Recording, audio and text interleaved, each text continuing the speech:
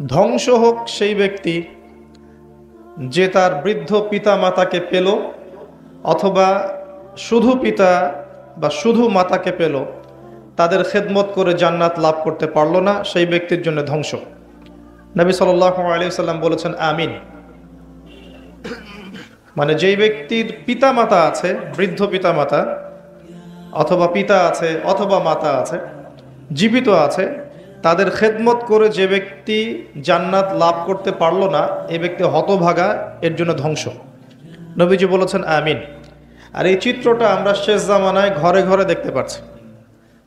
এই চিত্রটা আমরা এই জামানায় ঘরে ঘরে দেখতে পাচ্ছি। পিতামাতার সাথে দাস দাসীর মতো আচরণ করা হচ্ছে। যেই পিতামাতা আপনাকে ছোটবেলা থেকে নিজের ঘুম বিসর্জন দিয়ে, নিজের খাওয়া বিসর্জন দিয়ে, নিজের পানীয় বিসর্জন দিয়ে নিজের পুরো জিন্দেগিটা আপনার পিছনে ঢেলে দিল, এখন দেখবেন সেই পিতামাতাকে বৃদ্ধাশ্রমে থাকতে হয়। সেই পিতামাতাকে জনসমুখে এসে আত্মহত্যা করতে হয়। এটা সেই যুগ, যেই যুগে পিতামাতার সাথে দাস দাসীর মতো আচরণ করা হবে। হাদিসে জিবরিলের আলোচনায় আমি যে বলেছিলাম আনতালিদাল আমাতু রাব্বাতুহা, দাসী তার মনিবকে জন্ম দিবে, এর আরেকটা ব্যাখ্যা এটাও শিখেছি যে পিতামাতার সাথে দাস দাসীর মতো আচরণ করা হবে, যেটা আমি গত লেকচারে বলি নাই। হাদিসে জিবরিলের আলোচনায় বলেছিলাম যে আনতালিদাল আমাতু রাব্বাতুহা, দাসী তার মনিবকে জন্ম দিবে, এই অংশের ব্যাখ্যা দুটো হতে পারে। একটা হচ্ছে সত্যিকার অর্থেই দাসী তার মনিবকে জন্ম দিবে, যেমনটা এখনকার মডার্ন ওয়ার্ল্ডে আমরা দেখছি, মেয়েদের গর্ভ ভাড়া নিয়ে সন্তান প্রসব করানো হচ্ছে। যে সন্তানটা জন্ম নিচ্ছে এ হচ্ছে মালিকের, আর এই মেয়ে হচ্ছে দাসী। আরেকটা ব্যাখ্যা হচ্ছে সমাজের সত্য মিথ্যা, ন্যায় অন্যায়, হক বাতিলের মানদণ্ড উল্টে যাবে। মানুষ সত্যকে মিথ্যা করবে, মিথ্যাকে সত্য বানাবে, হককে বাতিল করবে, বাতিলকে হক বলবে।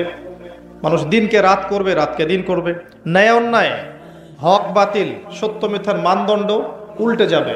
এমনকি মানুষ আল্লাহর হালালকে হারাম করবে, আল্লাহর হারামকে হালাল করবে। এটা হচ্ছে কিয়ামতের সাইন, কিয়ামতের নিদর্শন। এই হাদিসের আরেকটা ব্যাখ্যা শিখেছি, সেটা হচ্ছে দাস দাসীর মতো আচরণ করা হবে পিতামাতার সাথে।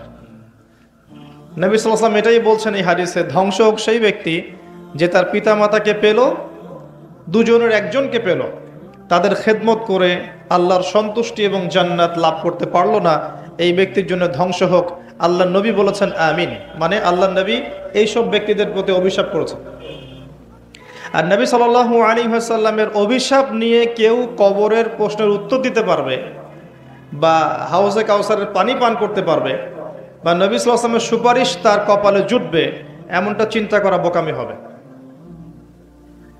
যেমন যারা নবীর সুন্নতকে পরিবর্তন করেছে বেদাত দিয়ে, নবী সাল্লাল্লাহু আলাইহি ওয়াসাল্লামের সুন্নতকে মস্তিষ্ক প্রসূত আমল দিয়ে পরিবর্তন করেছে, নতুন সংযোজন করেছে দিনের মধ্যে, এই ব্যক্তিরা যখন হাউজে কাউসারের সামনে যাবে, সহিহ বুখারীর হাদিসে এসেছে একটা পর্দা পড়ে যাবে।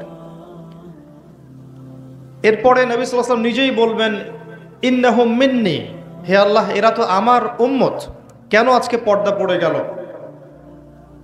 তখন তাকে বলা হবে ইন্নাকা লা তাদরি মা আহদাসা বা'দাক, হে নবী আপনি জানেন না আপনার মৃত্যুর পরে এরা আপনার দিনের মধ্যে কত নতুন নতুন আমল ঢুকিয়েছিল, অর্থাৎ বেদায়াতি আমল ঢুকিয়েছে। তখন নবী সাল্লাল্লাহু আলাইহি ওয়াসাল্লাম বলবেন সুহকান সুহকান লিমান গায়্যারা বা'দি, দূর হয়ে যাও, দূর হয়ে যাও হতভাগার দল, যারা আমার পরে শরীয়তকে বিকৃত করেছে।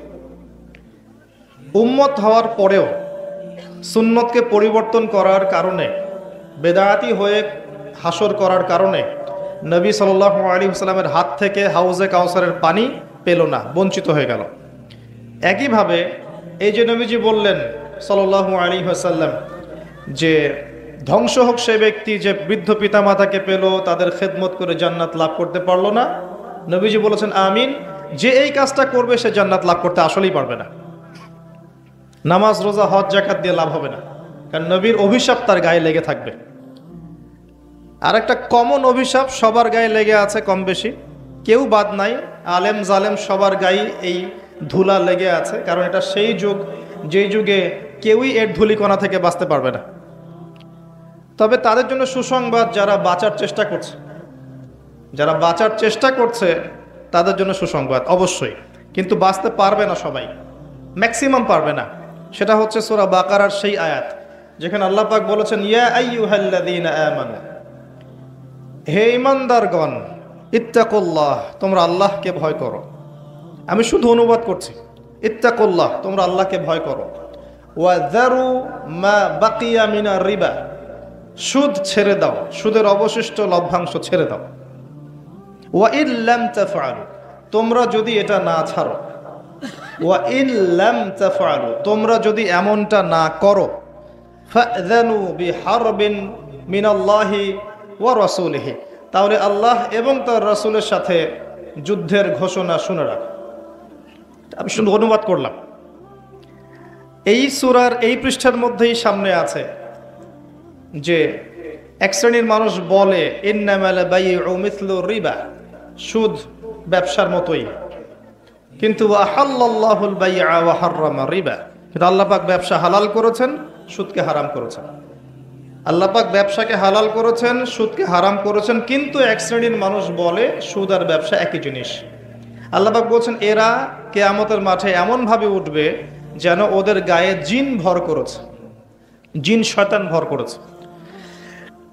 আর আমাদের প্রিয় নবী সাল্লাল্লাহু আলাইহি ওয়াসাল্লাম, যার চেহারাটা আপনাকে দেখানো হবে কবরে, আমাকেও দেখানো হবে, সবাইকেই দেখানো হবে, তিনি বলেছেন যে এই রিবার পাপের ৭০টা শাখা আছে। কয়টা? কোন হাদিসে আছে ৭৩টা, তবে বেশিরভাগ হাদিসে এসেছে ৭০টা শাখা আছে। তার সবচেয়ে নিচের শাখা হচ্ছে নিজের মাকে বিয়ে করা। ওই যে পিতামাতার কথা বললাম, যার খেদমত না করলে জান্নাত পাওয়া যাচ্ছে না, সেই মাকে বিয়ে করার মতো পাপ হচ্ছে রিবা খাওয়া, সুদ খাওয়া। আর নবী সাল্লাল্লাহু আলাইহি ওয়াসাল্লাম আরও বলেছেন যে 4 শ্রেণীর মানুষের প্রতি সমান অভিশাপ। আমি 4 শ্রেণীর মানুষকে লানত করে গেলাম, এটা তার ভাষ্য, দয়া করে আমার উপর রাগ হবেন না, এটা তার ভাষ্য। যদি অবজেকশন থাকে, কিয়ামতের মাঠে আপনার সাথে দেখা হবে রাসূল সাল্লাল্লাহু আলাইহি ওয়াসাল্লামের, তাকে জিজ্ঞেস করে নেবেন। তিনি বলেছেন 4 শ্রেণীর মানুষের প্রতি আমি অভিশাপ করে গেলাম। এক শ্রেণী যে সুদ খায়, দ্বিতীয় শ্রেণী খায় না, মানুষকে দেয়, তৃতীয় শ্রেণী খায়ও না, দেয়ও না, লিখে রাখে, কাতেব, চতুর্থ শ্রেণী 3টার কোনোটাই না, সাক্ষী থাকে, শাহেদ। আপনি পুরো ওয়ার্ল্ড অ্যাফেয়ার্সের ইকোনমিক সিস্টেমকে এই হাদিসের মধ্যে ফেলতে পারবেন। পুরো ওয়ার্ল্ড ওয়াইড যে ইকোনমিক সিস্টেম চলছে, একে আপনি এই হাদিসের মধ্যে ফেলতে পারবেন। এটা সেই যুগ, যেই যুগে একজন ভালো মানুষও চাইলেও সুদ থেকে বাঁচতে পারবে না, তার গায়েও সুদের ছিটাফোঁটা লাগবে।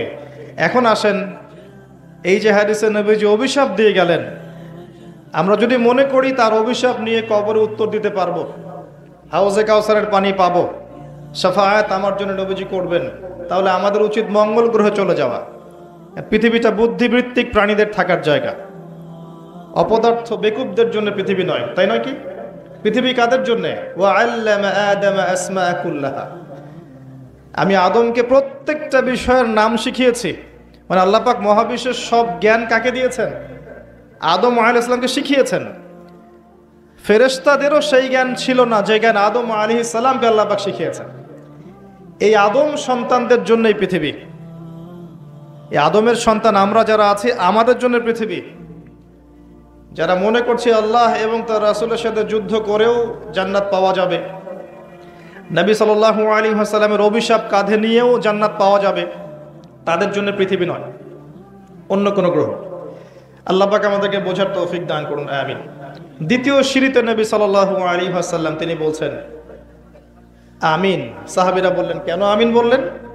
নবী সাল্লাল্লাহু আলাইহি ওয়াসাল্লাম বলছেন যে যখন আমি দ্বিতীয় সিঁড়িতে ছিলাম তখন জিবরাইল আলাইহিস সালাম আমাকে বলেছিলেন, ধ্বংস হোক সেই ব্যক্তি যে রমজান মাস পেল, শাহরু রমাদান, রমাজান মাসকে পেল, কিন্তু রমজান মাসে নিজের ইবাদত দিয়ে, আমল দিয়ে আল্লাহকে সন্তুষ্ট করতে পারলো না, নিজের গোনাহ মাফ করাতে পারলো না, তার জন্য ধ্বংস। তখন আমি বলেছি আমিন। আমরা এখানে একটা দোয়া করি, আল্লাহ পাক আমাদের সবাইকে রমজান পর্যন্ত যেন পৌঁছে দেন, আমিন। এবং রমজান মাসে আমাদের সবাইকে বেশি বেশি ইবাদত করার মধ্য দিয়ে নিজেদের গুনাহ মাফ করানোর তৌফিক আল্লাহ পাক যেন দান করেন, আমিন। কিছু প্ল্যান করবেন রমজান মাসে, মিনিমাম একবার কোরআন খতম দেওয়ার চেষ্টা করবেন। মাসে এক খতম যদি দিতে পারেন, তার মানে আপনাকে প্রত্যেক দিন এক পারা করে কোরআন পড়তে হচ্ছে। ডেইলি এক পারা করে কোরআন পড়া কিন্তু খুব কঠিন কিছু নয়। 1 ঘন্টা সময় লাগবে সর্বোচ্চ। যারা হাফেজে কোরআন তাদের তো 15 মিনিটও সময় লাগে না, 10-15 মিনিটে তারা এক পারা পড়ে ফেলতে পারে। যত বেশি কোরআন তেলাওয়াত করবেন আপনার জীবনে তত বরকত আসবে, আপনি তত কম অসুস্থ হবেন ইনশাআল্লাহ। আপনার পরিবারে বরকত আসবে, রিজিকে বরকত আসবে। আল্লাহর কালামের সাথে আপনার সম্পর্ক থাকলে আল্লাহর কালাম কিয়ামতের মাঠে আপনার জন্য সুপারিশ করবে। এবং দেখবেন এমন কিছু আপনি বুঝতে পারছেন, আপনার অন্তর্দৃষ্টি খুলে যাচ্ছে, যেটা 8-10টা মানুষ বুঝতে পারছে না। কারণ আল্লাহর কিতাবের সাথে আপনার সম্পর্ক আছে। প্রত্যেক হরফে কমপক্ষে 10টা করে নেকি পাবেন, প্রত্যেক হরফে কমপক্ষে 10টা করে নেকি পাবেন। আর নবীজি তো আগেই বলেছেন, অনেক বিখ্যাত হাদিস, খায়রুকুম মান তাআল্লামাল কুরআন ওয়া আল্লামাহ, তোমাদের মধ্যে শ্রেষ্ঠ ব্যক্তি সে যে নিজে কোরআন শেখে অপরকে শেখায়। আর যারা মাশাআল্লাহ পড়তে পারি তারা অর্থটা পড়ার চেষ্টা করবো ইনশাআল্লাহ। 1 মাসে পুরো কোরআনের অর্থ পড়া যাবে যাবে ইনশাআল্লাহ। এবং সব অর্থ আমরা হয়তো বুঝবো না, যেগুলো বুঝবো না ওলামায়ে কেরাম, নাকি নিজে নিজে ব্যাখ্যা করবেন, নিজে ব্যাখ্যা করতে যাবেন না। যেটা বুঝতে পারছেন না ওলামায়ে কেরাম, আলেম ওলামার কাছে যাবেন, জিজ্ঞাসা করবেন, ফতোয়া জেনে নেবেন, সিম্পল। কিন্তু কোরআনের অনেক কিছুই আপনি বুঝতে পারবেন। এই যে একটা আয়াত আমি তেলাওয়াত করে শোনালাম, এই আয়াতটা বুঝতে কারো অসুবিধা আছে? মুহকামাত আয়াতগুলো বুঝতে কারো অসুবিধা হওয়ার কথা না। কিছু আয়াত থাকবে মুতাশাবিহাত, ব্যাখ্যার অবকাশ আছে, আমি হয়তো বুঝতে পারছি না। অনেক ক্ষেত্রে সাহাবীরাও বোঝেন নেই। যেমন রমজান মাসে সেহরি খাওয়ার আয়াতটা, সেহরি খাওয়ার সময়সীমা সাদা সুতা থেকে কালো সুতা পার্থক্য করার আয়াতটা আছে না? হাফেজে কোরআন আছেন এখানে? তো একজন সাহাবী সত্যিকার অর্থে সুতা নিয়ে বসেছিলেন, যতক্ষণ সুতা দেখা যাচ্ছে তিনি খাচ্ছেন। নবীজি বললেন, এটার ব্যাখ্যা আসলে এটা নয়, এটা ব্যাখ্যা হচ্ছে সুবহে সাদিক হয়ে গেলে খাওয়ার যাবে না। তো এখানে কিন্তু আরব ভাষাভাষী হওয়া সত্ত্বেও তারা বুঝতে পারেন নাই। তো অনেক বিষয় আছে যেগুলো আমরা সরাসরি হয়তো বুঝতে পারবো না, এগুলো আলেম ওলামার কাছে জিজ্ঞেস করতে হবে। রমজান মাসে অবশ্যই কোরআন তেলাওয়াত করবেন এবং অর্থ সহ বোঝার চেষ্টা করবেন। আল্লাহ পাক তৌফিক ইনায়েত করুন, আমিন। যারা হিফজ করেছেন রমজান মাসে হিফজটাকে চর্চা করবেন এবং সবচেয়ে ভালো হয় তারাবির নামাজ পড়াবেন। তারাবির নামাজ পড়ালে আপনার হিফজের চর্চা থাকবে। আর তারাবি পড়বেন ইসলামিক সংস্কৃতিকে বুকে ধারণ করে। তাড়াহুড়া করে নামাজ পড়ে ওই মোরগের মতো ঠোকর দেওয়া দেখেছেন? এভাবে নামাজ পড়বেন, ধীর স্থিরভাবে সালাত পড়বেন, সময় দিয়ে রুকু সিজদা ঠিক করে, কেরাতটা লম্বা করে। আর মুসল্লিদেরকেও ধৈর্যশীল হতে হবে। ইমাম সাহেব একটু যদি লম্বা করেন নামাজ, এত বিরক্ত হওয়ার কিছু নাই। যারা রমজান মাসে উমরা করেছেন, অনেকে করেছেন না? যারা রমজান মাসে উমরা করেছেন বা কাবা ঘরে নামাজ পড়েছেন, নববীতে নামাজ পড়েছেন, দেখেছেন লম্বা করে সুন্দর তেলাওয়াতে নামাজ পড়ায়। নামাজ এত সুন্দর তেলাওয়াতে পড়ায়, এত স্নিগ্ধতার সাথে, মুগ্ধতার সাথে, মাধুর্যের সাথে, আপনার মনোযোগ বাইরে যাবেই না দেখবেন। তো এরকম করে তারাবির নামাজে আমাদেরকে অভ্যস্ত হতে হবে। সম্ভব হলে শেষ রাত্রে আবার উঠবেন, উঠে আল্লাহর কাছে চোখের পানি ছেড়ে দিয়ে কান্নাকাটি করবেন। সেহরির আগ পর্যন্ত আমরা তো সেহরির আয়োজন দেখলে আমাদের মাথা খারাপ, মানে দুনিয়ার সব খাবার আজকেই খাওয়া লাগবে, ভাবটা এমন, যাতে আমার সারাদিন কোনো কষ্ট না হয়। যত বেশি খাবেন সেহরি ইফতারে তত অসুস্থ বেশি হবেন, যত মাঝামাঝি খাবেন তত সুস্থ থাকবেন। আর আল্লাহর ওয়াস্তে খাওয়ার সুন্নত আমাদের কাছ থেকে শেখার দরকার নাই। খাওয়ার যে সুন্নত এটা আপনি নবী সাল্লাল্লাহু আলাইহি ওয়াসাল্লামের কাছ থেকে শিখেন, আমাদের কাছে শেখার দরকার নাই। কারণ আমরা এখনো খাওয়ার সুন্নত শিখিনি, সবাই বেশিরভাগই শিখি নাই। খুব কম মানুষই আছে পেটের 1 ভাগ খায়, 1 ভাগ ফাঁকা রাখে আর 1 ভাগ পানি খায়, এরকম মানুষ খুব কম আছে। বেশিরভাগ মানুষই 7 পেট খাচ্ছি আমরা, এটা খাওয়ার সুন্নত নয়। এই কারণে রোগ ব্যাধি বেশি হচ্ছে, মানুষ না খেয়ে মরে না, উল্টাপাল্টা খেয়ে মরে। আল্লাহ পাক আমাদেরকে সুন্নাহ মতো খাওয়ার তৌফিক দান করুন। খাওয়া ঠিক হচ্ছে না তো আমাদের, এবং যে খাবারগুলো খাচ্ছি দেখবেন অনেক খাবার ম্যানুফ্যাকচার্ড, মানে ভেজাল।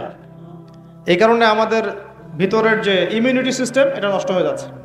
সামান্য সর্দি জ্বরের ভাইরাসে মানুষ মারা যাচ্ছে, এটা হওয়ার কথা ছিল না। অনেক কিছুই ঠিক হচ্ছে না। নামাজ দেখবেন, নামাজ বাহ্যিকভাবে মনে হচ্ছে যে খুব সুন্দর নামাজি আমরা, কিন্তু দেখবেন নামাজে মনোযোগ নাই, নামাজে মন বসতেছে না। ইবাদত করতেছি, স্বাদ পাচ্ছি না, এমন হয় না? ইবাদত করছি, স্বাদ পাচ্ছি না, হচ্ছে না? রিজিক হারাম। রিজিক ঠিক করেন, স্বাদ পাবেন ইনশাআল্লাহ। খেয়াল রাখেন আমার কথা, রিজিক হারাম আছে, স্বাদ পাবেন না। তাড়াহুড়া করছেন আপনি, নামাজে তাড়াহুড়া করছেন, নামাজটা ফোর্থ সাবজেক্ট, দুনিয়ার কাজ মেইন সাবজেক্ট, নামাজে স্বাদ পাবেন না। সব কাজকে স্টপ করেন, নামাজে রিল্যাক্সে দাঁড়ান, স্বাদ পাবেন। নামাজে কি পড়ছেন, আল্লাহু আকবার থেকে আসসালামু আলাইকুম রহমতুল্লাহ পর্যন্ত অর্থ আপনি বোঝেন না, এই কারণে নামাজে মনোযোগ আসছে না। এগুলো বাস্তব। এবং কোনো কোনো ক্ষেত্রে দেখবেন অজুও ঠিক হচ্ছে না, তাড়াহুড়া করে অজু করছেন। আরেকটা সমস্যা তো আমি ধরিয়ে দিয়েছি, এই যে ইমানের জোর যার যত বেশি, ট্যাপের স্পিড কি তত বেশি, এটা অজু হচ্ছে না ঠিক মতো। অজুর জন্য লিমিটেড পানি আছে। নবী সাল্লাল্লাহু আলাইহি ওয়াসাল্লাম এক বালতি পানি দিয়ে অজু করতেন না। আমরা দেখবেন এক বালতি পানি শেষ করি অজু করতে গিয়ে। খেয়াল করে দেখেছেন? দিন দিন পানি কমছে আমাদের, পানির আযাব আসবে সামনে, পানির স্তর নিচে নেমে যাবে, এটাও একটা আলামত আখিরুজ্জামানের। এটা শুরু হয়ে গেছে অলরেডি। মানুষ বিশুদ্ধ পানি সার্চ করে পাবে না, দেখেন, কারণ আমরা অপচয় করছি, শয়তানের ভাই হয়ে আবার নামাজের কাতারেও দাঁড়াচ্ছি। তো অনেক কিছুই মনে হচ্ছে বাহির থেকে অনেক ঠিকঠাক, কিন্তু আসলে ভিতরটা ঠিকঠাক নয়। মসজিদে গিয়েও দেখবেন অনেক সময় নামাজের পরিবেশ পাচ্ছেন না, নামাজে দাঁড়িয়ে আছেন, পাশে চিল্লাচিল্লি করছে। আর এটাও শেষ জামান হাদিসে আছে, মসজিদে চিল্লাচিল্লি বেড়ে যাবে, মসজিদে হই হুল্লা বেড়ে যাবে, নীরব স্নিগ্ধ একটা পরিবেশ পাচ্ছেন না মসজিদে নামাজ পড়তে গিয়ে। এবং নামাজ পড়ানোর ক্ষেত্রে ইমাম সাহেবের স্বাধীনতা নাই, কমিটি ওকে নিয়ন্ত্রণ করে। আছেন এরকম? কমিটির নিয়ন্ত্রণে তিনি, অথচ তিনি নিয়ন্ত্রণ করবেন সমাজ, ব্যাপারটা এমন ছিল। যাই হোক, তো বাহ্যিক চোখ দিয়ে আমরা যা দেখছি, বাস্তবতা আসলে অনেক ক্ষেত্রে এর উল্টা। রমজান মাসের কথা বলছিলাম, তারাবির সালাতটাকে ধীর স্থিরভাবে লম্বা করে সুন্দর করে পড়েন, ইবাদতে স্বাদ পাবেন। সেহরি ইফতারে লৌকিকতা বাদ দেন, যতটুকুতে হয়ে যায় অতটুকু করেন। ঈদের কেনাকাটা, এই যে কেনাকাটা করি আমরা, রমজানের কেনাকাটা, ঈদের কেনাকাটা, এগুলো আগে করে রাখেন, এখনই করে রাখেন। এখন করে রমজান মাসটাকে ফ্রি করে ফেলেন। রমজানে আমি কোনো কাজ করব না, রমজানে আমার শুধু ইবাদত। রমজানে আমি সলাতে মনোযোগী হব, 5 ওয়াক্ত নামাজ জামাতে পড়ব, তারাবির নামাজ রাতে পড়ব, প্রয়োজনে আমরা শেষ রাত্রে আবার উঠব, ইফতার করব, ইফতার করাবো, দেশের মানুষকে, সমাজের মানুষকে ফ্রি ইফতার করাবো। যে যত বেশি ইফতার করাবে তার আমল নামায় তত বেশি রোজার নেকি লেখা হবে ইনশাআল্লাহ। এদিন ফেতরা দিয়ে দিব, আমরা ফেতরাগুলো দিয়ে দিব, সাদকাতুল ফিতর, এবং জাকাত আমরা হিসাব করব। এবং যাদের উপর জাকাত ফরজ হয়েছে বাধ্যতামূলক জাকাত দিয়ে দিবেন। ব্যক্তিগতভাবে হোক, সংগঠনের মাধ্যমে হোক, রাষ্ট্রের মাধ্যমে হোক, যেভাবে হোক জাকাতটা দিয়ে দিবেন। বাংলাদেশের জাকাত যাদের উপর ফরজ হয়েছে তাদের জাকাত যদি সুষ্ঠুভাবে নেওয়া যেত, তাহলে এত ম্যাসিভ প্রকল্প করা যেত যেটা আপনি কল্পনা করতে পারবেন। এমন অনেক ব্যক্তি আছে সমাজে যাদের একজনের জাকাতের টাকা দিয়ে 1000টা মানুষ খেতে পারবে, এমনও ব্যক্তি আছে বাংলাদেশে। এবং এই ধরনের মানুষদের সংখ্যাও লাখের কম না। এদের কাছ থেকে জাকাত নেওয়া শুরু করেন, দেখবেন দারিদ্রতা বলে কিছু থাকবে না ইনশাআল্লাহ। আমি অনেক দিন বলেছি, অল্প বলেছি, কারণ আমি ইসলামিক ইকোনমিক্স এই টাইটেলে কোনো খুতবা এখনো দেইনি। টোটাল খুতবাটাই ইসলামিক ইকোনমিক্সের উপর আসবে ইনশাআল্লাহ, ইনশাআল্লাহ। মেইন বিষয়টা শোনেন, ইসলামিক অর্থনীতি হচ্ছে এমন যেখানে সম্পদ একটা সমাজের, একটা উম্মার, একটা রাষ্ট্রের, মানে সম্পদ এটা ঘুরতে থাকে, হাত থেকে হাতে ঘুরতে থাকে, কোনো জায়গায় পুঞ্জীবিত হয়ে থাকবে না। ইসলামী অর্থনীতি এমন, এটা ঘুরতে থাকবে। কিভাবে? ব্যবসা। আপনি ব্যবসা করছেন, আপনার ব্যবসায় লাভ এবং লসের রিস্ক আছে। আজকে আপনি লাভ করেছেন, কালকে লস করতে পারেন। কোনো গ্যারান্টি নাই যে আপনি চিরদিনই লাভ করবেন, এটা কোনো গ্যারান্টি নাই। এটা ইসলামের ব্যবসা। এরপর আবার জাকাত আছে। যখন আপনি লাভ করেছেন, ধনী হয়েছেন, তখন আপনি নিসাব পরিমাণ সম্পদ হয়ে গেলে জাকাত দিবেন। এই টাকা যাবে গরিবের কাছে। যখন একজন গরিব, সে ধনীর টাকার হক পাচ্ছে। এছাড়া ব্যবসায় লাভ লসের রিস্ক আছে। আপনার টাকা ঘুরছে মার্কেটে, আল্লাহ চাইলে কাউকে ধনী করবেন, কাউকে দরিদ্র করবেন। কারো কাছ থেকে সম্পদ আল্লাহ নিবেন, কারো কাছে দিবেন। এটা পুরো মার্কেটটা নিয়ন্ত্রণ করবেন আল্লাহ পাক নিজেই। এটা হচ্ছে ইসলামিক ইকোনমিক্স। এর অপোজিশনে পশ্চিমারা যা দিয়েছে আমাদেরকে, রিবা, সুদ কেন্দ্রিক, এখানে সম্পদ ঘুরতে থাকবে না। সম্পদ এক শ্রেণীর মানুষের হাতে পুঞ্জীভূত হয়ে যাবে। যার হাতে পুঞ্জীভূত হবে সে দিন দিন রিচ করতে থাকবে, ধনী হতে থাকবে। আর অন্য অংশের মানুষের রক্ত চুষতে থাকবে, সাকিং, এটা করতে থাকবে এবং আস্তে আস্তে করে চুষবে যেন সে বুঝতে না পারে। কারণ রিবার মধ্যে লসের কোনো রিস্ক নাই, এখানে শুধু লাভের ব্যাপার আছে। একটা অংশ ধনী হবে, একটা অংশ গরিব হতে থাকবে। এবং এই ইকোনমিক সিস্টেমের উপরে আল্লাহ পাক তার হাত তুলে নেবেন। আল্লাহ পাক এখানে আর নিয়ন্ত্রণ করবেন না, ছেড়ে দিবেন, যাও আমার সাথে যুদ্ধ করেছো, ফলভোগ করো। এই হচ্ছে ইসলামিক ইকোনমিক্সের এগেনস্টে সুদভিত্তিক ইকোনমিক্স, যেটা চলছে সারা ওয়ার্ল্ডে।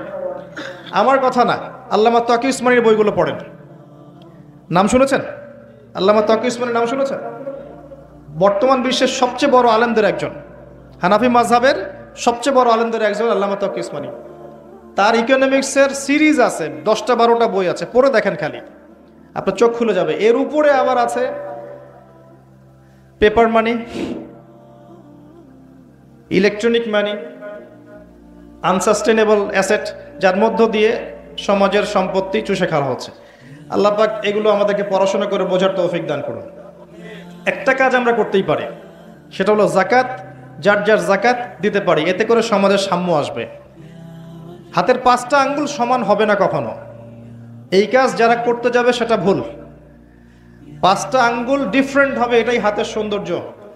5টা আঙ্গুল আবার সমান হয়ে যাবে না কখনো, কিন্তু সাম্য বজায় থাকবে। আজকে যে গরিব আছে তার উপরে ধনীর হক থাকবে, সে জাকাত দিবে, সেই টাকা তার কাছে আসবে, টাকা ঘুরতে থাকবে। এছাড়া ব্যবসায় লাভ লসের রিস্ক আছে। আব্দুর রহমান বিন আউফ রাদিয়াল্লাহু আনহু, একজন এক্সাম্পল দিচ্ছি একটা। মক্কা থেকে মদিনায় গিয়েছেন হিজরত করে, আর রাসূলুল্লাহ সাল্লাল্লাহু আলাইহি ওয়াসাল্লাম আনসার এবং মুহাজির সাহাবীদের মধ্যে ভ্রাতৃত্বের বন্ধন স্থাপন করলেন। আব্দুর রহমান বিন আউফ রাদিয়াল্লাহু আনহুর ভাগ্যে একজন জুটল। তো ওই সাহাবী, আনসারি সাহাবী বলছেন, আমার 2টা বাড়ি আছে, একটা নিয়ে নাও। আমার 2টা বাগান আছে, একটা নিয়ে নাও।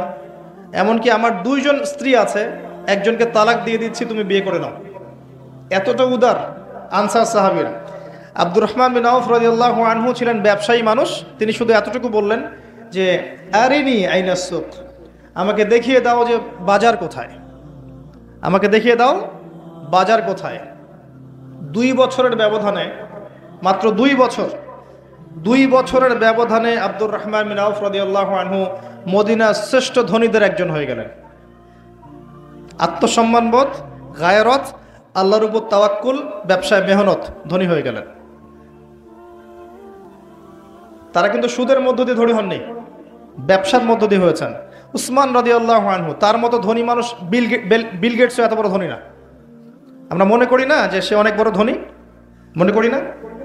এ তো রক্তচোষা মানুষ, মানুষের রক্ত চষে খেয়েছে। উসমান বিন আফফান রাদিয়াল্লাহু আনহু তাবুক যুদ্ধের সময়, তাবুক যুদ্ধে সেনাবাহিনীর সংখ্যা কত ছিল জানেন? মিনিমাম 8 থেকে 10,000 সেনাবাহিনী মুসলিমদের। এই সেনাবাহিনীর অর্ধেকের দায়িত্ব তিনি নিয়েছেন। কথা বুঝতে পারছেন?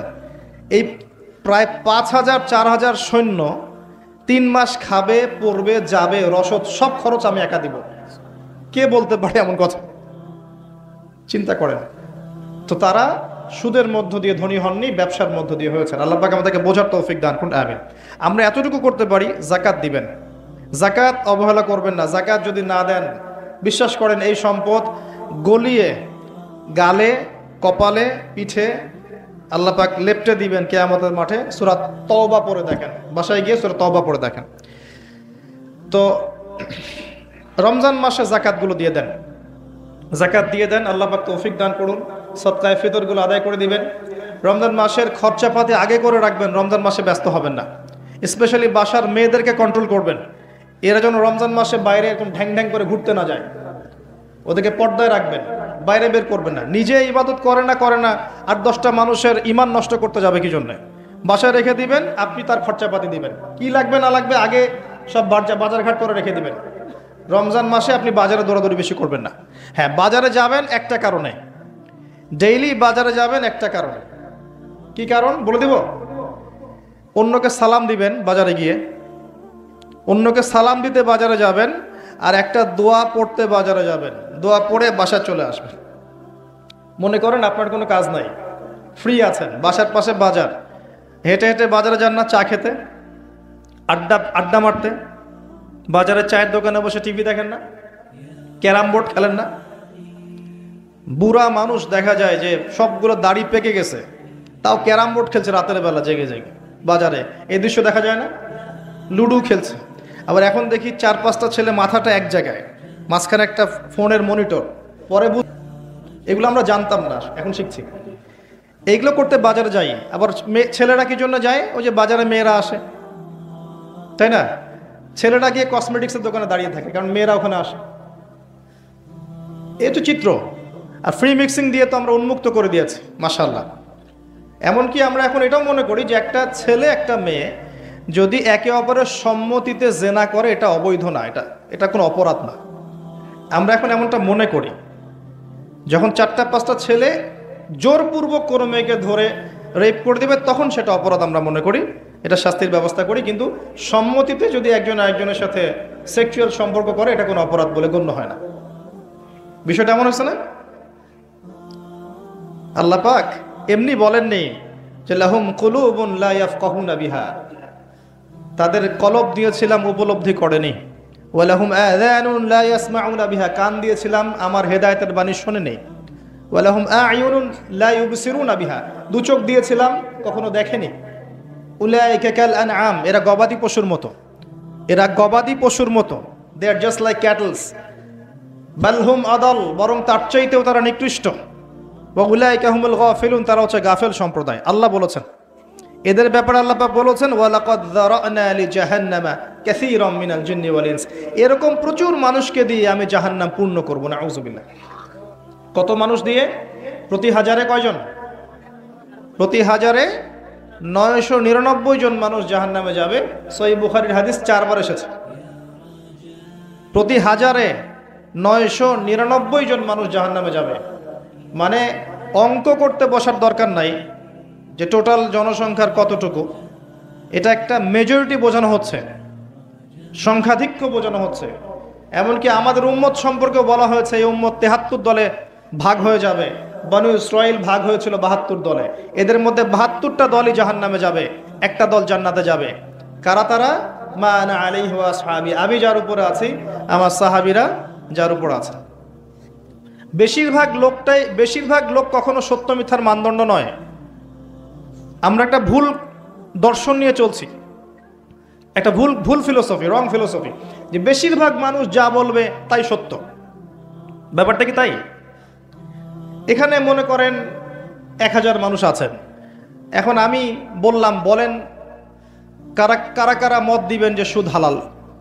এখন ধরেন আপনারা 900 জন হাত তুললেন, হ্যাঁ হালাল হালাল হালাল, বাকি 100 জন বললো যে না হারাম। এখন আপনার দর্শন অনুযায়ী এটা হালাল, because majority should be granted, বেশিরভাগ মানুষ যা বলেছে সত্য। কিন্তু আল্লাহর লজে এটা গ্রান্টেড হবে না। যদি একজনও বলে না হারাম, হারামই থাকবে। তো দর্শনগত পার্থক্য বুঝতে পারছেন? এটা ফিলোসফিক্যাল ডিফারেন্স। এই ফিলোসফিগুলো ওখান থেকে আসছে। কোথা থেকে আসছে? পশ্চিমা থেকে আসছে। যাই হোক, আল্লাহ পাক আমাদেরকে বোঝার তৌফিক দান করুন, আমিন। রমজান মাসটাকে কাজে লাগান, যাকাত দেন, ইবাদত বন্দেগীতে সময় বাড়িয়ে দেন, নিজেদের দুনিয়াবি কাজগুলোকে হালকা করে ফেলেন, পরিবারে তালিম চালু করেন, মসজিদে জামায়াতে নামাজ পড়ার পরে উঠে চলে যাবেন না, রিল্যাক্সে বসে থাকবেন, দোয়া করবেন। রোজাদার অবস্থায় বেশি বেশি দোয়া কবুল হয়। রোজাদারের দোয়া আল্লাহ পাক ফিরাই দেন না। যে কয়েকজন ব্যক্তির দোয়া আল্লাহ পাক ফেরত দেন না, তার মধ্যে একজন রোজাদার, একজন মুসাফির, আর একজন হচ্ছে পিতা মাতা। এটা মনে আছে তো? 3 শ্রেণীর মানুষ দোয়া করলেই কবুল, দোয়া করলেই কবুল। এক শ্রেণী হচ্ছে পিতামাতা, সন্তানের জন্য হাত তুলেছে, আল্লাহ আমার ছেলেটাকে হেদায়েত করো। যদি এই পিতামাতার আকীদায় শিরিক না থাকে, আমলে বেদাত না থাকে এবং রিজিক হালাল হয়, ইনশাল্লাহ ওর ছেলে হেদায়েত হয়ে যাবে। আরেক শ্রেণী রোজাদার, খাদ্য ছেড়েছে, পানীয় ছেড়েছে, হালাল স্ত্রী ছেড়ে দিয়েছে এবং আল্লাহর যাবতীয় নিষেধ সে বর্জন করছে, কষ্ট করে রোজা আছে, আল্লাহর ভয়ে খাচ্ছে না, কেউ দেখছে না, আল্লাহর ভয়ে পান করছে না, হাত তুলে দোয়া করছে, আল্লাহ আমার এটা চাই, আমার এটা চাই, আমাকে এখান থেকে বাঁচাও, এখান থেকে বাঁচাও, ইনশাল্লাহ দোয়া কবুল হয়ে যাবে। আরেক শ্রেণী মুসাফির, সফর করছে, মুসাফির, হালাল সফর, বৈধ সফর, এই মুসাফিরের দোয়া আল্লাহ পাক কবুল করবেন ইনশাআল্লাহ তাআলা। তবে একজন মুসাফির হাত তুলে দোয়া করছিলেন, নবী সাল্লাল্লাহু আলাইহি ওয়াসাল্লাম দেখে বলেছিলেন যে কিভাবে এই মুসাফিরের দোয়া কবুল হতে পারে, যার খাবার হারাম, যার পোশাক হারাম, যার পানীয় হারাম।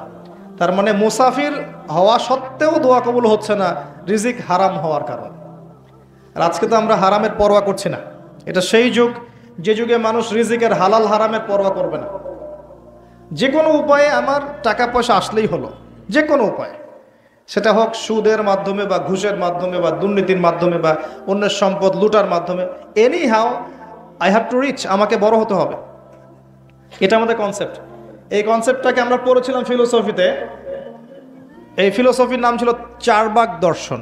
নামটা কঠিন, চারবাক দর্শন। এটা একটা সাবকন্টিনেন্টাল দর্শন। তাদের ফিলোসফি হচ্ছে ঋণ করে ঘি খাও, ঋণ করে ঘি খাও, যতদিন বাঁচবে সুখে বাঁচবে। কথা বুঝতে পারছেন? বুঝেন তাই? লোন করে হলেও ঘি খান, মানে আপনার যেভাবে হোক আপনাকে বিত্তশালী হয়ে জীবনযাপন করতে হবে, মানুষের টাকা মেরে কেটে ঋণ নিয়ে যেমনে হোক নিজের পেটটাকে ভরেন, যতদিন বাঁচবে সুখে বাঁচবে, মরার পরে আর চিন্তা করার দরকার নেই। কথা বুঝতে পারছেন? আমরা এখন এই দর্শনে বিশ্বাস করছি, চলছি। আমার ভালো মন্দ হালাল হারাম মাপকাঠির দরকার নাই, টাকা পয়সা আসলেই হলো, কিভাবে আমি বাড়ি গাড়ি টাকা পয়সা ব্যাংক ব্যালেন্স স্ট্যাটাস বানাবো, এটা হচ্ছে মূল কথা। এই দর্শনটার নাম হচ্ছে চারবাক দর্শন।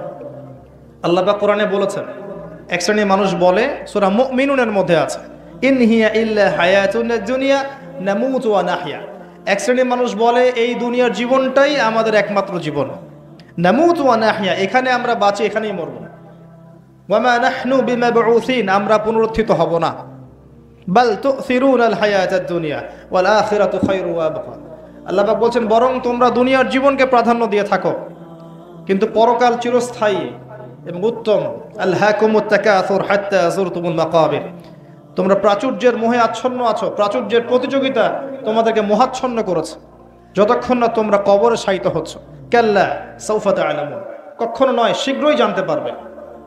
যখন কবর চাপ দিবে শীঘ্রই জানতে পারবে। সুম্মা কাল্লা সাউফা তা'লামুন, আবারও বলছে কোশ্চিন কালেও নয়, শীঘ্রই জানতে পারবে। কাল্লা লাউ তা'লামুন ইলমাল ইয়াকিন, ইলমের অনেক স্টেজ আছে। ইলমাল ইয়াকিন মানে চাক্ষুষ জেনে গেছেন যে জ্ঞানটা আপনি একটা বিষয়, যে আল্লাহ, আপনার এটা ইলমাল ইয়াকিন না, আল্লাহকে আপনি দেখেননি এখনো, আপনার ইয়াকিন হয়নি। যখন কিয়ামতের মাঠে আপনি দেখবেন আল্লাহ আপনার হিসাব নিকাশ নিচ্ছেন, তখন ইলমাল ইয়াকিন হবে। কবর চাপ দিলে কাল্লা লাতুসআলুন্না ইয়াওমাইযিন সুম্মা লাতুসআলুন্না ইয়াওমাইযিন আনিন নাঈম, নিঃসন্দেহে তোমাদেরকে কিয়ামতের দিন নিয়ামতগুলো সম্পর্কে জিজ্ঞেস করা হবে। তো দুনিয়ার জন্য বাঁচেন না, যারা দুনিয়ার জন্য বাঁচে আল্লাহ পাক তাদেরকে পরকাল ধ্বংস করে দেন। আপনি যদি পরকালের জন্য বাঁচেন, আল্লাহ পাক দুনিয়া আখিরাত দুইটাই গুছিয়ে দেবে ইনশাআল্লাহ। দুনিয়ার জন্য বাঁচলে আল্লাহ দুনিয়া হয়তো কিছু দিতে পারেন, নাও দিতে পারেন, পরকালে কিছু নাই। তো পরকালের জন্য যদি আপনি দুনিয়া করেন, দুনিয়া আখিরাত দুটোই পাবেন ইনশাআল্লাহ। একটা হাদিস বলছে, সুসংবাদ, আল্লাহ রাব্বুল আলামিন বলেছেন, হে আদম সন্তান, আমার ইবাদতের জন্যে সময় বের করো, আমার জন্যে, আমার ইবাদতের জন্য সময় বের করো, তোমাকে দুটো জিনিস দিব। একটা হচ্ছে তোমার যাবতীয় দুশ্চিন্তা আমি দূর করে দেব, টেনশন বলে কিছু থাকবে না আপনার, এবং তোমার দুই হাতকে আমি সচ্ছলতা দিয়ে ভরে দেব। শর্ত কি? আমার ইবাদতের জন্য সময় বের করো, আল্লাহর জন্য সময় বের করেন। আর যদি তুমি এটা না করো, তাহলে তোমার দুই হাতকে আমি ব্যস্ততা দিয়ে ভরে দিব। এই যে কপালে অভাব লিখে দিবেন আল্লাহ, কোনোদিন অভাব দূর হবে না। আল্লাহ পাক আমাদেরকে তার ইবাদতের জন্য সময় বের করার তৌফিক দান করুন। রমজানের কথা বলতে গিয়ে অনেকগুলো কথা বললাম। রমজানটাকে খুব ভালোভাবে কাজে লাগানোর চেষ্টা করি। আল্লাহ পাক আমাদের সবাইকে তৌফিক দান করুন। নিয়াত করেন। রমজান আসার আগেই সাহাবীরা নিয়াত করতেন, এই রমজানটা আমি কিভাবে কাটাবো। বলা তো যায় না, এরপরে কোনো রমজান আপনি নাও পেতে পারেন, বলা যায়। হতে পারে যে এখন যারা বেঁচে আছি, এই রমজানের পরে আরও এক মহামারী আসলো, সব ধুয়ে মুছে শেষ, হতে পারে না? এই 3 বছর আগে কে জানতো যে এই হাজার হাজার মানুষ রমজান পাবে না, একটা মহামারী আসবে, সব শেষ হয়ে যাবে। তারাও মনে করেছিল শেষ বয়সে ভালো হয়ে যাব, এখন যৌবনকাল, এত তাড়াহুড়ার কি আছে, পরে ভালো হয়ে যাব। শয়তান এভাবেই ডিসিভ করেছে, প্রতারিত করেছে। তো প্ল্যান করেন, বলবেন আল্লাহুম্মা বাল্লিগনা ফি রমাদান ওয়া বারিক লানা ফিহি, আল্লাহ আমাদেরকে রমজানে পৌঁছে দিন এবং সেখানে বরকত দান করুন। সাহাবীরা দোয়া করতেন, যদিও সনদের ত্রুটি আছে, কিন্তু দোয়া আপনি করতে পারেন। এগুলো আকীদার কোনো বিষয় না, দোয়ার বিষয়। আরও বিষয় আছে, রমজানে বাসায় তালিম চালু রাখবেন, বাসায় বেপরদামি ঢুকতে দিবেন না, বাইরের ডিভাইসগুলো বন্ধ করে ফেলবেন, বেশি ডিভাইস ঢুকতে দিবেন না। এই সারাদিন মুভিজ, ফিল্মস, হাবিজাবি, স্মার্টফোন বন্ধ করে দিবেন। যদি পারেন একটা উমরা করে আসতে পারেন, যদি সুযোগ হয় উমরা করে আসতে পারেন। সেখানে গেলে আপনি ফিল করবেন রমজান কি জিনিস। নবী সাল্লাল্লাহু আলাইহি ওয়াসাল্লামের রওজা জিয়ারত করবেন, আপনার মনের মধ্যে একটা চেতনা কাজ করবে। কিরকম চেতনা? নিজেকে ছোট মনে হবে। তার কবরের সামনে দাঁড়িয়ে সালাম দিবেন, পাশে দেখবেন আবু বকর সিদ্দিক রাদিয়াল্লাহু আনহু শুয়ে আছেন, পাশে ওমর ইবনুল খাত্তাব, আপনাকে নিজেকে ছোট মনে হবে। আপনার মধ্যে যদি বিবেকবোধ থাকে, স্বচ্ছ মন থাকে, আপনার মনে হবে যে আমি যাকে সালাম দিতে এসেছি তার সুন্নত তো আমার মধ্যে নাই, আমি যাকে সালাম দিতে এসেছি আমি তো তার দিনের জন্য কিছুই করলাম না, এই দিন তো তিনি আমানত রেখে গেছেন। এই ফিলিংসটা আসবে ওখানে গিয়ে দাঁড়ালে ইনশাআল্লাহ তাআলা।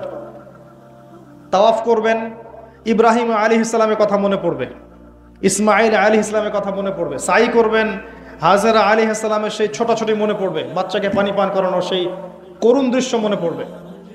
আরাফা ঘুরবেন, ঘুরে আসবেন, ওখানে গেলে আপনি কিয়ামত ফিল করবেন, যে মাঠে মানুষ একা একা থাকবে, আল্লাহর সামনে দাঁড়াবে। বাকিউল গারকাত আছে না, পিছনে কবরস্থান, ওখানে গিয়ে দেখবেন উম্মতের শ্রেষ্ঠ মানুষরা ঘুমিয়ে আছে, কারো কবর মাজার হিসাবে নাই, পাকা করা নাই। উম্মতের শ্রেষ্ঠ মানুষরা ওখানে ঘুমিয়ে আছেন, কারো কবর কেন্দ্রিক তাওয়াফ করা হচ্ছে না, চুমু খাওয়া হচ্ছে না, পূজা করা হচ্ছে না। সবার কবর শুধু এতটুকু পাথর আছে, এতটুকু পাথর দেখে চেনা যায় যে এটা একটা কবর, আর কিছু চেনা যায় না। কার কবর কোনটা সেটাও জানা যায় না। ওখানে গিয়ে দাঁড়ালে আপনার মনে হবে যে আপনি এই পৃথিবীর সবচেয়ে নিকৃষ্ট প্রাণী, আপনার মনে হতে পারে, আমার তাই মনে হয়েছে যে এখানে যারা শুয়ে আছে তারা জান্নাতি, আমি তাদের সামনে দাঁড়িয়ে আছি, আমার তো কোনো মূল্যই নাই আল্লাহর কাছে। আপনার এই বরত্ব, এই যে ক্ষমতার দাপট, জনবলের দাপট, টাকার দাপট, অর্থবিত্তের দাপট, সব মনটা নরম হয়ে যাবে ইনশাআল্লাহ। মনে হবে যে আপনি খুব ছোট্ট ক্ষুদ্র একটা বান্দা, আসলেই আমি তাই। অহংকারটা কমে আসবে, মন নরম হবে, মৌতের কথা স্মরণ হবে, পরকালের কথা স্মরণ হবে, আল্লাহর নূর আপনার কলবে আসবে ইনশাআল্লাহ। মন নরম না হলে আত্মশুদ্ধি অর্জন হবে না। আল্লাহ পাক আমাদেরকে বোঝার তৌফিক দেখ। এগুলো স্মৃতি বিজড়িত জায়গা। উহুদ পাহাড়ে যাবেন, দেখতে যাবেন, দেখবেন ওখানে ঘেরানো আছে উম্মতের শ্রেষ্ঠ শহীদদের কবর আছে, ওখানে শ্রেষ্ঠ শহীদদের কবর আছে। হামজা রাদিয়াল্লাহু আনহু শুয়ে আছেন ওখানে, মুসআব বিন উমাইর শুয়ে আছেন ওখানে, আনসারী সাহাবীরা ওখানে শুয়ে আছেন। কোনো চিহ্ন নাই, কোনো চিহ্ন নাই, শুধু একটা চিহ্ন ঘেরানো আছে, এখানে হয়েছিল ঘটনা। উহুদ পাহাড়কে দেখবেন, দেখলেই আপনার মনটা নরম হবে। নবী সাল্লাল্লাহু আলাইহি ওয়াসাল্লাম তিনি বলেছিলেন যে আমি এই উহুদকে ভালোবাসি, উহুদও আমাকে ভালোবাসে। এই উহুদ পাহাড় আমাকে ভালোবাসে, আমিও তাকে ভালোবাসি। আর আল্লাহর ওয়াস্তে যাওয়ার আগে যদি কেউ যান, যাওয়ার আগে নবী সাল্লাল্লাহু আলাইহি ওয়াসাল্লামের জীবনীটা একবার পড়ে যাবেন। নবীর জীবনীটা সাল্লাল্লাহু আলাইহি ওয়াসাল্লাম একবার পড়ে যাবেন, তাহলে আপনি জায়গাগুলোর মর্ম বুঝবেন, কোথায় কি হয়েছিল। তা রমজান মাসে এটা করতে পারলে ভালো হয়, এই কারণে যে আপনি সেখানে গেলে ইতিকাফ করতে পারবেন, ওখানে তারাবির সালাতগুলো জামাতে পড়তে পারবেন, কাবার সামনে নামাজ পড়বেন, নববীতে নামাজ পড়বেন, কুবায় নামাজ পড়বেন, ভালো লাগবে। এটা আমার পরামর্শ। সবার সামর্থ্য হবে না, যাদের হবে তারা যেতে পারে, দেখবেন অনেক অনেক আধ্যাত্মিকতা অর্জন হবে ইনশাআল্লাহ তাআলা। আল্লাহ পাক সফর করতে বলেছেন, সফর করলে অন্তর্দৃষ্টি জাগে এবং আল্লাহ নিদর্শনগুলো দেখলে আপনার আল্লাহর প্রতি তাওহীদ বাড়বে ইনশাআল্লাহ। আল্লাহ পাক তৌফিক দান করুন, রমজান মাসটাকে কাজে লাগান। আমি এই কথাটা বলতে গিয়ে এতগুলো কথা বললাম। দ্বিতীয় সিঁড়িতে নবী সাল্লাল্লাহু আলাইহি ওয়াসাল্লাম বলেছিলেন, সেই ব্যক্তি ধ্বংস হোক যে রমজান মাস পেয়েছে, পাওয়ার পরেও সে আমল করে ইবাদত বন্দেগীর মাধ্যমে আল্লাহর সন্তুষ্টি অর্জন করতে পারে নাই, এই ব্যক্তি ধ্বংস হোক। তিনি বলেছেন আমিন। তার মানে রমজানে আমরা যারা নিজের গুনাহ মাফ করাতে পারবো না তাদের জন্য ধ্বংস। ঈদ উল ফিতর কাদের জন্যে? যারা রমজান মাসটা কাজে লাগিয়েছে তাদের জন্যই। কদ আফলাহা মান তাযাক্কা ওয়া যাকারা ইসমা রাব্বিহি ফাসাল্লা। ঈদের সলাতে যারা গিয়েছে সারা মাস আত্মশুদ্ধি অর্জন করে, এদের জন্য ঈদের খুশি। লৌকিকতা ছেড়ে দেন। এই রমজান মাসে চেষ্টা করেন যে ইমাম সাহেব যারা আছেন, মুয়াজ্জিন যারা আছেন, সমাজের যে মানুষগুলো সত্যিকারের মিসকিন, এরা তো মানুষের কাছে অভাবের কথা বলতে পারে না। বিত্তবানদের উচিত তাদের দায়িত্ব নেওয়া, তাদের সমস্যাগুলো বোঝা। খেয়াল করে দেখবেন দুনিয়ার ফাসেক, জালেম, মুনাফিক রমজান মাসে এমন দাপট দেখাবে ইসলামিক সোসাইটির মধ্যে, মনে হবে এরা কতই না বড় পরহেজগার। এই লৌকিকতাগুলো ছেড়ে দেয়। আরেকটা বিষয় বলবো, শুধু এটা বলে আমি অন্য টপিকে যাচ্ছি। শুধুমাত্র খাওয়া আর পান করা এটা ছেড়ে দেওয়ার নামই কিন্তু রোজা নয়। যে রোজা রেখেছে মিথ্যা বলেছে, রোজা হবে না। রোজা রেখেছে কারো গীবত করেছে, রোজা ভেঙে যাবে। রোজা রেখেছে এই সুদ খাচ্ছে, জেনা করছে, বান্ধবীর সাথে ডেটিং করছে, পর্নোগ্রাফি দেখছে, আবার রোজা খুলেই দেখবেন বিড়িতে টান মারছে। ইফতারের দোয়া পড়ার সাথে সাথেই, নামাজটা খালি মাগরিবের পড়ার সাথে সাথেই সিগারেটের দোকানে ভিড়। কি শিখলেন রোজায় তাহলে? আবার অনেককে দেখবেন রোজা খোলার সময় দুনিয়ার সব খাবার নিয়ে বসেছে। মানে এই যে সারাদিন খাই নাই, উসুল করতে হবে না? এরকম করলে আত্মশুদ্ধি অর্জন হবে না। আল্লাহ পাক আমাদেরকে খাবার এবং পানীয় সাথে সাথে আল্লাহর যাবতীয় হারাম ছেড়ে দেওয়ার তৌফিক দান করুন, আমিন। এভাবে রোজা রাখলে ইনশাআল্লাহ আমাদের রমজান মাস আল্লাহর কাছে কবুল হবে। আমরা দোয়া করি আল্লাহ যেন আমাদের সবাইকে রমজানের সুস্থতার সাথে পৌঁছে দেন এবং রমজানটাকে কাজে লাগানোর তৌফিক দান করেন। আল্লাহ পাক আমাদের আমলগুলোর ওসিলায় আমাদেরকে যেন মাফ করে দেন, আমিন। তৃতীয় সিঁড়িতে নবী সাল্লাল্লাহু আলাইহি ওয়াসাল্লাম তখন বলছেন আমিন। সাহাবীরা বললেন, ইয়া রাসূলুল্লাহ, আপনি আমিন বললেন কেন? সাল্লাল্লাহু আলাইহি ওয়াসাল্লাম তিনি বলছেন, এই সময় জিবরাইল আলাইহিস সালাম আমাকে বলেছিলেন, সেই ব্যক্তি ধ্বংস হোক, সেই ব্যক্তি ধ্বংস হোক যার সামনে আমার নাম নেওয়া হয়েছে কিন্তু সে আমার নাম শুনে দরুদ পাঠ করে নাই। দরুদ পাঠ করে নাই। সবচেয়ে শ্রেষ্ঠ দরুদ কোনটা? দরুদে ইব্রাহিম, যেটা আমরা নামাজে পড়ি। এটা যদি পড়তে না পারেন, সকালে 10 বার, সন্ধ্যায় 10 বার শুধু বলবেন আল্লাহুম্মা সাল্লি ওয়া সাল্লিম আলা নবিয়িনা মুহাম্মদ। পারা যাবে?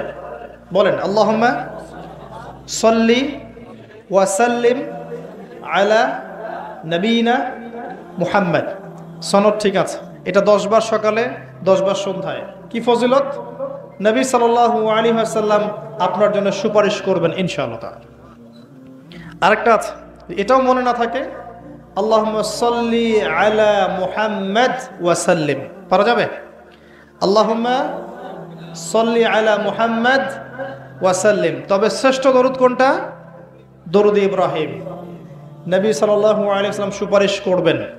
আমি বারবার বলেছি এই সিজনের লেকচারগুলোতে, একমাত্র মানব যার আগের গুনাহ মাফ, পিছনের গুনাহ মাফ, সবচেয়ে হ্যান্ডসাম মানুষ, সবচেয়ে বিচক্ষণ, সবচেয়ে পবিত্র, যার চরিত্রের মতো চরিত্র এই মহাবিশ্বে কারণে, যাকে কবরে দেখানো হবে, যিনি হাউজে কাউসারের পানি নিয়ে দাঁড়িয়ে থাকবেন, যিনি আমাদের জন্য সুপারিশ করবেন এবং যিনি আমাদেরকে বলেছেন আমরা তার ভাই, এটা বলেছেন তিনি। সাহাবীরা বলেছেন আমরা কি আপনার ভাই নই? নবী সাল্লাল্লাহু আলাইহি ওয়াসাল্লাম বলেছেন তোমরা আমার সাহাবী, আমার ভাই তারা যারা তোমাদের পরে আসবে, আমাকে না দেখেই ঈমান নিয়ে আসবে। তারা কারা? আমরা না? দেখেছেন নবীকে? দেখেন না, ঈমান নিয়ে এসেছেন। আরেকটা হাদিসে আছে, এই হাদিসটা ফয়জুল কালাম বইয়ের মধ্যে আছে, যে তারা শুধুমাত্র কোরআনের একটা কপি দেখবে, এমন জাস্ট একটা বইয়ের মধ্যে একটা কিতাব আকৃতিতে কোরআন দেখবে এবং আমাকে না দেখেই ঈমান নিয়ে আসবে। কোরআন নাজিল হওয়া আমরা দেখি নাই, নবী সাল্লাল্লাহু আলাইহি ওয়াসাল্লামকেও দেখি নাই, একটা কিতাব আকারে দেখেছি, ঈমান এনেছি, নবীর সুন্নতের কথা শুনেছি, ঈমান এনেছি। এদেরকে নবীজি বলেছেন তারা আমার ভাই। বলেন সুবহানাল্লাহ। কিয়ামতের মাঠে সবাই যখন বলবে ইয়া নাফসি ইয়া নাফসি, নবী সাল্লাল্লাহু আলাইহি ওয়াসাল্লাম বলবেন ইয়া উম্মতি ইয়া উম্মতি। এই মানুষটার নাম শুনলে দরুদ পড়াটা কি আমাদের উচিত না? অ্যাটলিস্ট এতটুকু বলবেন সাল্লাল্লাহু আলাইহি ওয়াসাল্লাম। এখন আরেকটা আসল কথা, শুধু কি দরুদ পাঠ করলেই হবে, নাকি নবী সাল্লাল্লাহু আলাইহি ওয়াসাল্লামকে আমাদের একমাত্র আদর্শ রূপে গ্রহণ করতে হবে? কোনটা? আল্লাহ পাক তার সম্পর্কে কি বলেছেন চলেন শুনি। আল্লাহ পাক বলেছেন লাকাদ কানা লাকুম ফি রাসূলিল্লাহি উসওয়াতুন হাসানা। কাদের জন্য উসওয়াতুন হাসানা? লিমান কানা ইয়ারজুল্লাহ ওয়াল ইয়াউমাল আখির। যারা আল্লাহ এবং পরকালে বিশ্বাস করে, আল্লাহকে পেতে চায়, তাদের জন্যে মুহাম্মদ সাল্লাল্লাহু আলাইহি ওয়াসাল্লামের মধ্যে আছে সর্বোত্তম আদর্শ। এটা কার কথা? আল্লাহর কথা। কিভাবে আদর্শ? আপনি ঘুমাবেন কার মতো করে? যদি রাসূলুল্লাহ সাল্লাল্লাহু আলাইহি ওয়াসাল্লামের মতো ঘুমান, পুরো ঘুমটা ইবাদত। পুরো ঘুমটা আপনি ঘুমাচ্ছেন কার স্বার্থে? আমার স্বার্থে, আপনার স্বার্থে। ঘুমালে কি আল্লাহর কোনো স্বার্থ আছে? ওয়াজআলনা নাওমাকুম সুবাতা, তোমাদের জন্য, তোমাদের আরামের জন্য ঘুম দিয়েছি। ঘুম কি আল্লাহর জন্য? লা তাখুযুহু সিনাতুন ওয়ালা নাওম। ঘুম তন্দ্রাতাকে স্পর্শ করে না। যদি ঘুমানোর আগে বলেন আল্লাহুম্মা বিইসমিকা আমুতু ওয়া আহইয়া, ডান কাতে ঘুমান। ঘুমানোর আগে যদি ওযু অবস্থায় ঘুমাতে পারেন, সূরা কাফিরুন পড়তে পারেন একবার সূরা ফালাক, একবার সূরা নাস, একবার সূরা ইখলাস পড়তে পারেন। হাত একত্রিত করে ফু দিয়ে মাথা থেকে এগুলো মাসাহ করতে পারেন। আয়াতুল কুরসি একবার পড়তে পারেন, আর সূরা বাকারার শেষের 3টা আয়াত পড়তে পারেন। সারা রাত নফল পড়লে যে নেকিটা পেতেন, ঘুমের মধ্যে পেয়ে যাবেন ইনশাআল্লাহ। এবং পুরা ঘুমটা আপনার ইবাদত। কেন? কারণ আপনি মুহাম্মদ সাল্লাল্লাহু আলাইহি ওয়াসাল্লামের মতো ঘুমিয়েছেন।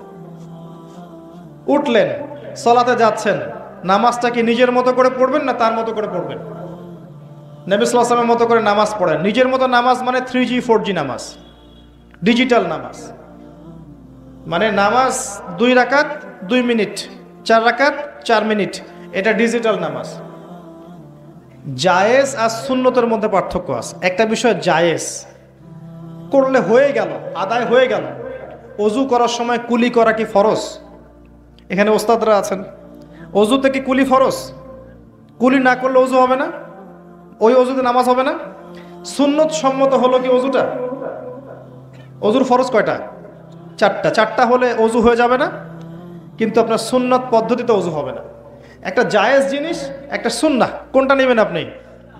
সুন্নাহ। এটাই উসওয়াতুল হাসানা। নামাজ পড়ছেন, আদায় হয়তো হয়ে যাচ্ছে, রুকু করছেন, সেজদা করছেন, আদায় হয়তো হয়ে যাচ্ছে, কিন্তু নবীর সুন্নাহ মতো হচ্ছে না। ধীর স্থিরভাবে একদম রিল্যাক্সে প্রশান্তির সাথে এই নামাজটা কিন্তু হচ্ছে না। আর এই নামাজ নবীর সুন্নাহ মতো হচ্ছে না বলেই এই নামাজ আমাদেরকে পাপ থেকে দূরে রাখতে পারছে না। কারণ কথা ছিল এমন যে ইন্নাস সালাতা তানহা আনিল ফাহশাই ওয়াল মুনকার ওয়ালা যিকরুল্লাহি আকবার। নামাজ, নিশ্চয়ই নামাজ সমস্ত পাপ থেকে দূরে রাখবে। তাহলে জনাব অমুক সাহেব মসজিদে একজন পাক্কা মুসল্লি, অর্থনৈতিক জীবনে পাক্কা সুদখোর কেমন করে হচ্ছেন? কেমন করে হচ্ছেন? বিকজ তার নামাজ নবীর পদ্ধতিতে হচ্ছে না। অতএব নামাজ রাসূলুল্লাহ সাল্লাল্লাহু আলাইহি ওয়াসাল্লামের মতো স্থিরভাবে পড়েন। এরপর জিকির করেন তার সুন্নাহ মোতাবেক। খাবার খাবেন, সকালবেলা ব্রেকফাস্ট করবেন তার সুন্নাহ মোতাবেক। ওই যে বললাম, আমার কাছে খাবারের সুন্নাহ খুঁজতে আসবেন। খাবারের সুন্নাহ হাদিসের মধ্যে আছে, বাস্তবতায় খুব একটা নাই। বাস্তবতায় খাবারের সুন্নাহ খুব একটা নাই। কিছু কিছু বিষয় আছে কোরআন হাদিসে আছে বটে, তো বাস্তবতায় এগুলো খুব একটা পাবেন না। কোরআন সুন্নায় আছে বটে, বাস্তবতায় খুব একটা পাবেন না। এখন খাবারের সুন্নাহটা এমন হয়ে গেছে অনেকটা। তারপরে দেখবেন আপনি পোশাক পরছেন, কার কার সুন্নাহ মতো পরবেন, পোশাক পরার সময় তার মতো করে দোয়া পড়ে পড়বেন। বাথরুমে যাবেন, ইস্তেঞ্জা করবেন, কার সুন্নাহ মোতাবেক করবেন। এরপরে আপনি ব্যবসায় যাবেন, চাকরিতে যাবেন, দায়িত্ব পালন করতে যাবেন, পড়াশোনা করতে যাবেন, পরিবারের কাছে ফিরে আসবেন, এই প্রতিটা কাজে কার সুন্নাহ ফলো করবেন? যদি নবী সাল্লাল্লাহু আলাইহি ওয়াসাল্লামের সুন্নাহ ফলো করতে পারেন, আপনার পুরো জীবনটাই হবে ইবাদত ইনশাআল্লাহ তাআলা। এটাই হচ্ছে সেই আয়াতের ব্যাখ্যা। আল্লাহ পাক যেখানে বলেছেন ওয়ামা খালাকতুল জিন্না ওয়াল ইনসা ইল্লা লিয়াবুদুন, আমি মানুষ এবং জিনকে শুধুমাত্র আমার ইবাদত করার জন্যই সৃষ্টি করেছি। প্রতিটা কাজ ইবাদত হিসেবে গণ্য হবে যদি কাজগুলো নবী সাল্লাল্লাহু আলাইহি ওয়াসাল্লামের সুন্নাহ মতো হয়, অন্যথায় আল্লাহর কাছে কবুল হবে না। আল্লাহ পাক আমাদের সবাইকে জীবনের প্রতিটা ক্ষেত্রে রাসূলুল্লাহ সাল্লাল্লাহু আলাইহি ওয়াসাল্লামের উসওয়া আদর্শ মেনে চলার তৌফিক এনায়েত করুন, আমিন। আল্লাহ পাক সূরাতুল আলী ইমরানের 31 নম্বর আয়াতে বলেছেন, কুল ইন কুনতুম তুহিব্বুনাল্লাহ, হে নবী আপনি বলে দিন, তোমরা যদি আল্লাহর ভালোবাসা পেতে চাও, আমরা পেতে চাই, আল্লাহর ভালোবাসা পেতে চাই, নাকি ভ্যালেন্টাইন্সের ভালোবাসা পেতে চান? কার ভালোবাসা পেতে চান? ভালোবাসা নিয়ে একটা লেকচার দিয়েছি না, শুনেছেন? আমার ওই দিন এত শরীরটা খারাপ ছিল, আমি কথা বলতে পারছিলাম না ঠিক মতো। তো জানি না কিভাবে আমি 1.5 ঘন্টা কথা বলেছি। পরে আমি নিজেই নিজের লেকচার শুনলাম, শুনে মনে হলো যে ভালোবাসা সম্পর্কে কথাগুলা শুধু আল্লাহ মুখ দিয়ে বের করেছেন, আমি বলতে পারিনি। শোনেন, আল্লাহ ছাড়া কেউ আমাদেরকে ভালোবাসে। যারা আছে আমাদের আশপাশে, এটা হচ্ছে একটা কি বলবো, মেনে নেওয়া সম্পর্কের মতো সম্পর্ক আছে, মহব্বত আছে, স্নেহ আছে, দয়া আছে, মায়া আছে। সত্যিকারের ভালোবাসা, ডিভাইন যে লাভ, এটা আল্লাহর পক্ষ থেকে আসে। এটা আল্লাহ ছাড়া সত্যিকার অর্থে আপনাকে কেউ ভালোবাসছে না, বরং মানুষ আপনার অবস্থানকে ভালোবাসছে। আপনার অবস্থান ভালো, মানুষ আপনাকে তোলা তোলা করবে। অবস্থান খারাপ হয়ে যাক, দেখবেন আপনাকে মানুষ চিনছে না, কাছের মানুষই চিনবে না, কাছের মানুষই চিনবে না। আপনি বিপদে পড়েন, দেখবেন বন্ধু শত্রু চিনে ফেলবেন। মানে জিগরি দোস্ত বলবে আমি তোর নামই শুনি নাই কখনো। হ্যাঁ, বাস্তবতা খুব কঠিন, কিন্তু আল্লাহ পাক কখনো আপনাকে ছাড়বেন না।